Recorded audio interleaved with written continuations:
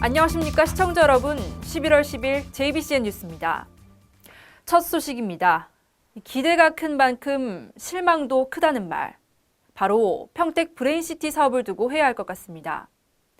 지난달 28일 행정자치부 중앙투자심사위원회는 이 사업에 대해 4가지 조건을 붙이고 재검토 명령을 내렸는데 어제 평택시의회 간담회 자리에선 이 내용에 대해서 다시 한번 쟁점화됐습니다.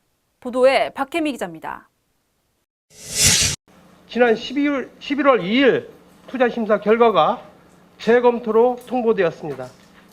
평택 브레인시티 사업에 대한 평택시의 입장 설명이 끝나자 의원들 앞에 마이크의 빨간불은 연실 켜졌습니다.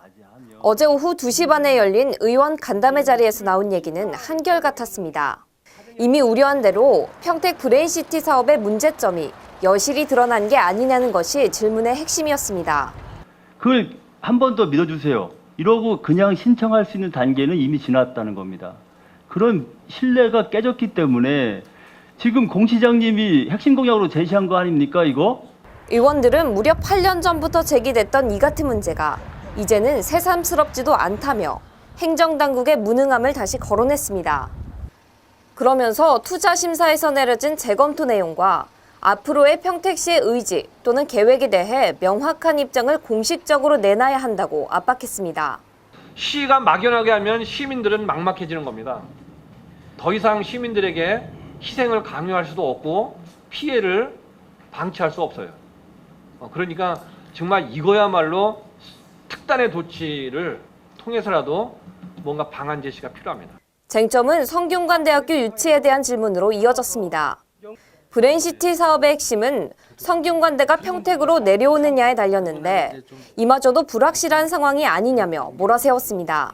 재검토 안 해도 대학교가 정말 제대로 이전할 건지에 대한 명확하지 않기 때문에 재검토 의견에 다뤄준 거예요. 대학 부지에 대해서는 크게 이제 이견이 없었는데 연구 부지로 돼 있는 부분에 대해서 연구소 건물이 뭐가 들어오고 규모는 얼마고 상주하는 인력이 얼마고 들어가는 장비는 뭐냐 이런 부분들에 대해서 자료를 내달라고 하니까 그런 거에 대한 구체적인 자료는 아직 못 내지 않습니까? 책임론은 공재강 평택시장으로 조준됐습니다. 김수호 의원은 모든 해명과 대안은 이제 공재강 시장이 직접 얘기해야 한다고 잘라 말했습니다. 우리 평택시장님은 분명하게 우리 시민들한테 저뿐이 아니라 시민들이 다 느끼는 거예요. 시민들한테 분명한 의지를 밝혀야 된다 이거예요. 현실적인 방안에 대해서도 목소리 톤이 올라갔습니다. 이휘태 의원은 개발행위 제한에 묶여있는 평택 브레인시티 사업 때문에 이 지역 주민들은 8년 동안 담장 하나 고치지 못하고 있고 심지어 지가 상승으로 세금만 더 내고 있는 실정이라고 말했습니다. 주민의 편에서 주민의 입장에서 답변을 하셨으면 좋겠다 이거요. 얼마 안 올랐다. 그 얘기 주민들 앞에 가서 해봐요. 그러면. 현재 평택시는 성균관대학교 유치 불확실성에 대한 대책과 미분양 용지 매입 확약 조건 폐지 또는 대폭 완화 방안 등 모두 4가지 조건을 다음 달 28일까지 맞춰야 하는 상황입니다. 그래야 내년 2월에 있을 재심사 자격 요건을 갖추게 되는데 만약 이를 해결하지 못하면 사실상 평택 브레인시티 사업은 전면 취소될 가능성이 높습니다. JBCN 뉴스 박혜미입니다. 네, 다음 소식입니다. 어제 경기도의회에서 열린 제304회 정례회 4차 본회의에서는 2016년 예산안과 2015년 추경 예산안에 대해서 남경필 경기도지사의 시정연설이 있었습니다. 이 연설에서 남 지사가 2016년도 경기도정의 키워드로 제시한 것은 이 새로운 패러다임의 전환을 뜻하는 오픈 플랫폼, 즉 연정이었습니다. 제304회 정례회 제4차 본회의가 진행된 9일 경기도의회 본회의장. 남경필 경기도지사가 2016년도 예산안과 2015년도 추경 예산안에 대해 시정 연설을 하기 위해 발언석으로 나섰습니다. 남 지사는 대한민국의 현 주소로 연설을 시작했습니다. 부족한 일자리와 청년 실업, 기업 간의 양극화 등을 예로 들며 개구리가 끓고 있는 물에 있는 모양새로 비유했습니다. 그러면서 새로운 패러다임으로 전환하는 구조적인 변화가 필요하다며 오픈 플랫폼인 연정을 키워드로 제시했습니다. 한국의 이러한 상황을 서서히 끌어가는 물속의 개구리에 비유하기도 합니다. 과거의 성공 방식에서 탈피하여 구조적 변화가 필요한 시점입니다. 정치의 오픈 플랫폼은 연정입니다. 민선 6기에 들어 경기도와 의회가 하나의 열린 틀 속에서 경기도의 당면 문제를 해결해 왔습니다. 그간 사업들이 대기업 중심으로 이어져 오면서 매번 한계에 봉착했던 것 또한 구조의 전환이 필요한 것이라고 지적했습니다. 그러면서 소통과 융합이 중심이 되는 혁신을 통해 중소기업과 스타트 기업이 대기업을 뛰어넘을 수 있는 경쟁력을 갖추도록 지원하겠다고 밝혔습니다. 중소기업과 스타트업 기업이 대기업과 경쟁할 수 있도록 오픈 플랫폼을 구축하고 새로운 생태계를 창출하고 양질의 일자리를 만들어 내어야 합니다. 이에 기업하기 좋고 양질의 일자리 창출을 위한 예산 9,029억 원을 편성하였습니다.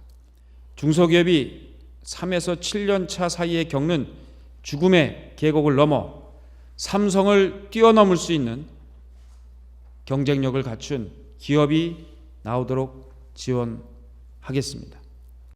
또한 그동안 공직사회는 여러 방면에서 브레이크 역할을 많이 했지만 앞으로는 도전과제의 기본이기도 한 전담과 협업, TF팀 구성을 통한 책임 부여 등의 실현을 통해 엑셀 역할을 하는 공무원이 되겠다고 결의를 다지기도 했습니다.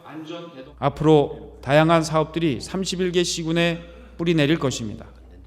이 사업들은 새로운 일자리를 창출하고 경기도 성장의 혁신 엔진으로 작동할 것입니다.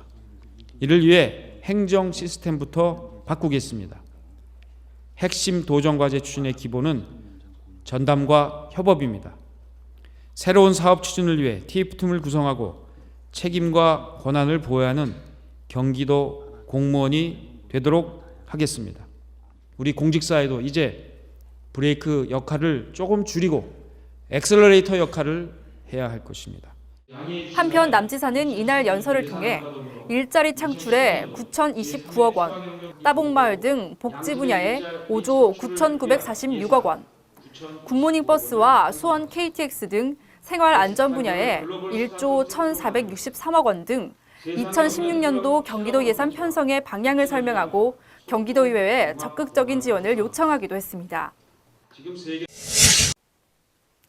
네, 다음은 간추린 소식입니다. 경기도 장애인체육회와 경기도 장애인복지관협회는 지난 9일 경기 중소기업센터 대교육실에서 2015 경기도 찾아가는 장애인 생활체육 서비스 솔루션 위원 위촉식을 개최했습니다. 이번 행사는 한국복지대학교 오광진 교수의 경기도 장애인 체육 발전 방향이라는 강의로 장애인 체육 흐름과 경기도 장애인 체육회 주요 사업 추진의 소개, 그리고 내년도 협업 사업에 대한 설명회로 진행됐습니다. 양 기관은 상호 간의 사업 추진 및 조율을 통해 2016년도부터 체육회의 장애인 체육 전문성과 복지관의 지역 근접성 등 각 기관의 장점을 이용할 수 있는 찾아가는 장애인 생활체육교실 사업을 추진할 예정입니다. 용인시가 처인구 삼가동과 백안면 용천리 일원의 녹색 쌈지공원 조성 사업을 완공했다고 9일 밝혔습니다.